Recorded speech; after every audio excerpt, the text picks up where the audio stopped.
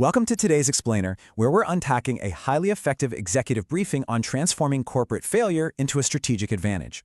Look, if you're a leader in a high-stakes environment, you already know setbacks are absolutely inevitable.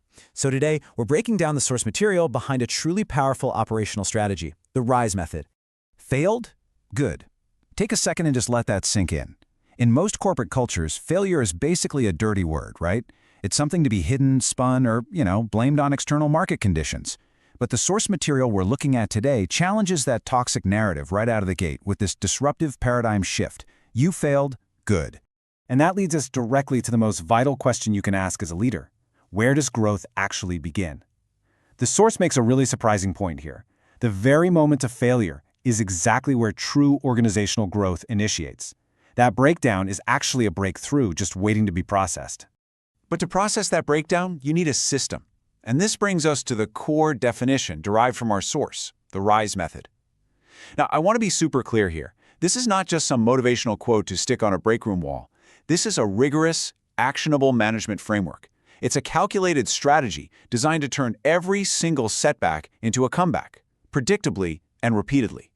The directive operates in 4 sequential steps. 1. Recognize. 2. Investigate. 3. Summarize. And 4. Execute. And this brilliantly illustrates our operational directive for today. We're going to look at exactly how each phase operates as a critical gear in a much larger machine. Here's our agenda for the explainer. First, embracing the corporate setback.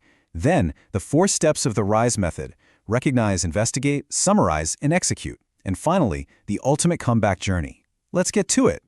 Section 1. Embracing the corporate setback. A new mindset. Now, what's really interesting about this is how it completely neutralizes the stigma of failure. The source explicitly states, failure isn't the opposite of success, it's part of the journey. In a traditional business view, success and failure are on total opposite ends of a spectrum. You're either winning or you're losing. But this framework insists that failure is actually a vital stepping stone on the path to success. You literally cannot reach the destination without encountering it.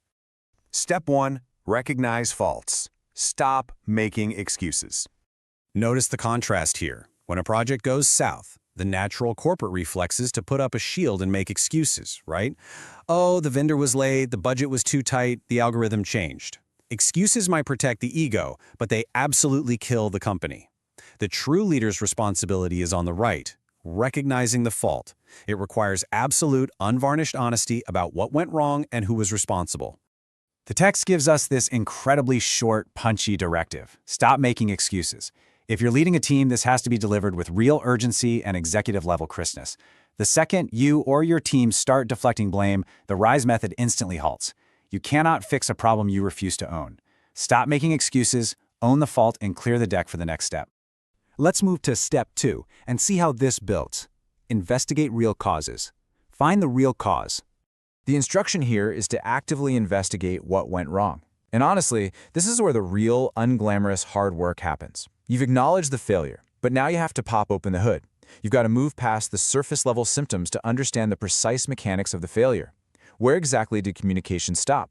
Was it a breakdown in the supply chain or a totally misaligned KPI? The text demands that we find the real cause, not the convenient cause, not the cause that, looks best on a quarterly report, the real cause. This requires stripping away any lingering organizational denial. You literally have to keep asking why until you hit the bedrock issue.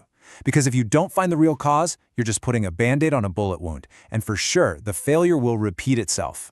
Step 3. Summarize mistakes. Capture the lessons. As a corporate leader, you've got raw data, the mistakes, and you've got a highly valuable asset, the lessons.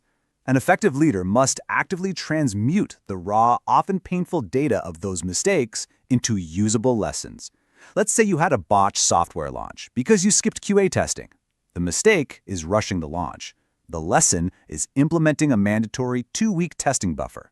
A mistake is just an error. A lesson is a brand new protocol.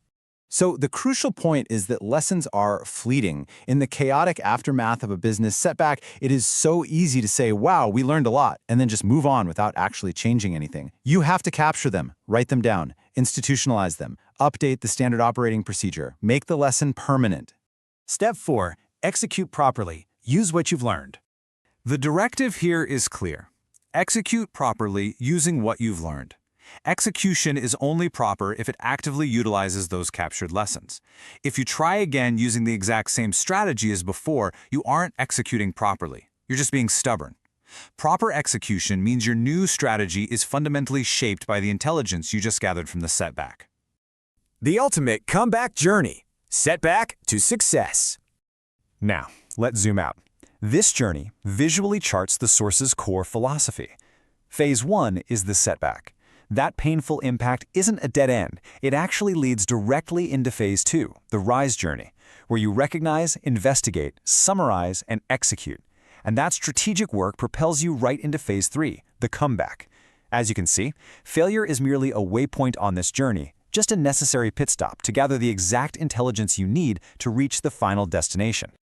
Which leaves us with one final unavoidable question. Are you ready to turn your next setback into a comeback? The method is right in front of you. The next time a project fails, a deal falls through, or a target is totally missed, I challenge you and myself to resist the urge to make excuses. Instead, embrace the fault, investigate the reality, capture the lesson, and execute with precision, because that is exactly how leaders turn a total loss into a permanent advantage. Thanks so much for joining me for this explainer, and I'll see you next time.